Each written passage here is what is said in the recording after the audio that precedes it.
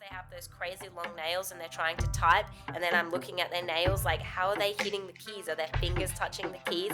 And if they do touch the keys with their fingers, does the nail then press a different key? G'day and welcome to the world of Loco Lari. Today I'm going to tell you 6 things people who know me probably don't know about me, but they probably should because they know me. Number 1, I sing to my pets and they all have a different song. I'm going to share with you a couple of those songs. So my cat that we had back in Brisbane, her favourite song went like this: meow and the meowmadoos, meow and the meow-meow, meow and the meowmadoos and the meow-meow and the meowmadoos. And she loved that song because it was sung to her pretty much every time I saw her. Now, as you know, or may not know, we foster animals. We had a foster cat called Jefferson, and his favourite song went, Jefferson, Jefferson, lonely Jefferson, Jefferson, darling Jefferson, Jefferson, baby Jefferson. We got another foster cat, Toby, and his went, Toberson, and a tuppy tuppy oola Toberson, and a tuppy tuppy moola Toberson, or Toberson, or Toberson. And the last one I'll share with you is Jojo, a little foster dog we had a few weeks ago. And his went, galooga-looga-looga-looga-looga-look. And he loved it. Whenever we saw him, he just got galooga-looga-looga-looked. So the thing you need to know about that is I don't make up the songs before we meet the animals. The animals themselves inspire the songs. Number 2, I don't wear makeup or have any piercings, which is pretty odd if you know me and you haven't noticed that actually. You probably should have. But then again, we don't pay that much attention to other people. I don't notice if people are wearing earrings or not, unless their earrings are crazy big and just overwhelming their face. And I also don't really notice if people have nail polish, unless they have those crazy long nails and they're trying to type, and then I'm looking at their nails like, how are they hitting the keys? Are their fingers touching the keys? And if they do touch the keys with their fingers, does the nail then press a different key? Generally, I think I've only ever painted my nails twice. The second time I painted them was to go to a Mad Hatter's tea party, and that actually did get picked up by Morgan's sister because I sent her a photo of some shells that I got and my fingernail was showing, and she's like, we have to talk about that nail because it wasn't painted well. But I think most times people don't notice nails. And the reason I don't wear jewelry is because I was in a religion that didn't allow piercings of any kind, and now I'm just too scared to get anything pierced. But also, I don't really see the point because then I have to spend money on putting things into those piercings, and I would rather spend money on food. So that's why I don't have those things. I do have a necklace though, but it's kind of faded now. We tried to clean it with Coke and it didn't work. And by Coke I mean Coca-Cola, the drink. Number 3, I'm extremely afraid of the dark. I feel like this is something that most adults get over, but for me, I do not walk through a dark room. I need lights on, and if I'm going to turn off lights, I need to turn on another light in another room that I'm walking to and then race through the dark to get to that room so that I'm never in the dark.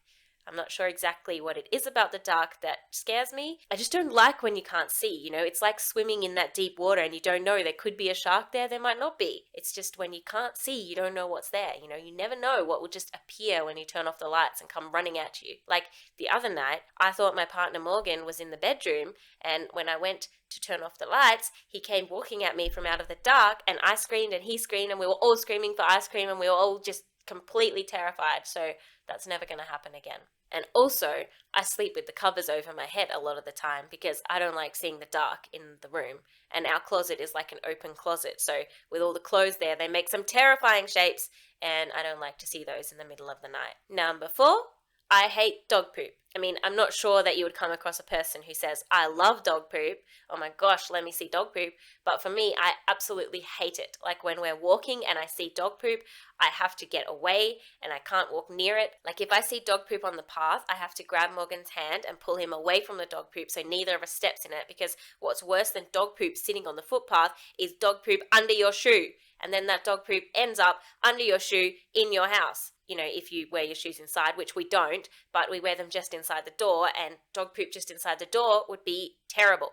So I am always looking out for dog poop, to the extent that sometimes I miss out on the scenery around me, so I'm trying to look up from the path a lot. I try to do that thing where you scan the path ahead and then you know you're okay for the next 5 meters or so you can look around, and then you look back at the path, make sure there's no dog poop, and I always remember where the dog poop is too. So if we go on a walk and I've seen dog poop on the way up to the beach, then on the way back I'll be like, Morgan, watch out for the dog poop, it's coming up. And I just have like a crazy brain for dog poop. I wish my brain could be used for more productive and useful things, but my brain is very good at remembering where dog poop is. Number 5, I am addicted to Overwatch.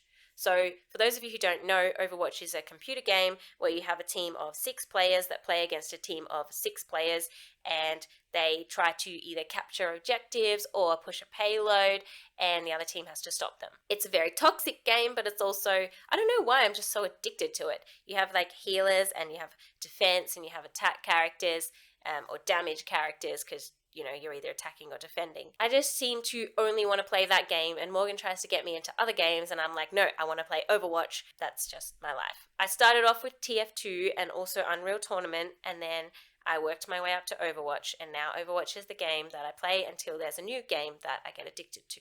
I have played many hours of Overwatch. I'm one of those players who has a huge silver border around my profile picture or whatever you call it, but I'm still only in gold level because I can't seem to work my way out of there. Maybe I need Stylosa to critique one of my playing videos, but I really don't want that because I don't want to improve, I just want to have fun. Number 6, I am an introvert. That might surprise you because I talk a lot, but I did one of those personality tests and I'm actually INFJ. F is for feeling. And when I read the description, it says that people often mistake me for an extrovert, but I'm actually an introvert, and that is very much me. So I might do a whole nother podcast on my personality, but the INFJ, it stands for introverted, intuitive, feeling, and judging. And according to that personality type, which actually sounds exactly like me, I am introverted by nature, but I form strong, meaningful connections with other people, and I enjoy helping others, but I also need time and space to recharge on my own, which is very much me. I don't like crowds. I can be quite talkative with people that I know. In fact, I'm one of those people that maybe has a bit of verbal diarrhea sometimes, and afterwards I'm like, geez, did I talk too much? Most of our interactions when we get home, I'll talk to Morgan and I'll be like, do you think I talked too much? Should I have talked less? Probably most of the time the answer is yes. I tend to give a bit too much information sometimes. Morgan doesn't like that because Morgan likes to give too little information a lot of the time. And that is how our relationship works. I'm one of those people that when there's family gatherings or friend gatherings or huge gatherings, I stress about it. I get excited about it, but I also stress about it. For example, we're having the neighbors over next weekend. We're having 2 sets of neighbors over for dinner. I'm so excited about it because we're going to have a games night and we're going to play Dixit and Telestrations, and it's going to be so much fun because we're all different age groups. We've got a couple in their 70s, a couple in their 40s, and then me and Morgan in our 20s. And we're going to have a blast, maybe drink a little, but I'm also super nervous because I get stressed cooking for people, and I'm so worried that they won't like the food I make. I'm also so worried that I won't like the food I make, and if I don't like the food I make, then they won't like the food I make, and then everyone's going to spend the whole evening judging that I'm a bad cook. Hopefully, they like the food, but they all know I'm super stressed about the food. I've invited them over like months ago, and then I was like, I don't know what to cook, so I put it off for ages, and then I'm like, okay, we have to do this. So I've decided I'm going to make a curry, and we're going to have our games night, and it's going to be awesome. I feel like I need a coach to pump me up before these events. Any group things I'm really excited for, but I also stress about until they happen. So I'm better off planning things at the last minute, one of those people that's like, hey, let's do this at the end of this week. But anything more than a week in advance, then I'll spend 2 weeks stressing about it.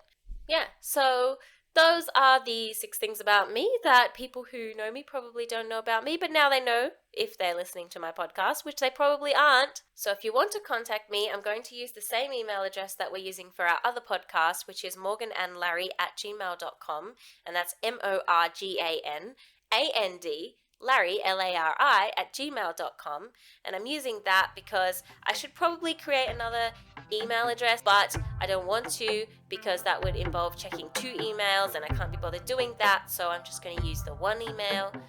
And yeah, so if you have any questions for me, just address them to Loco Lari and send it to morganandlarry@gmail.com. Bye!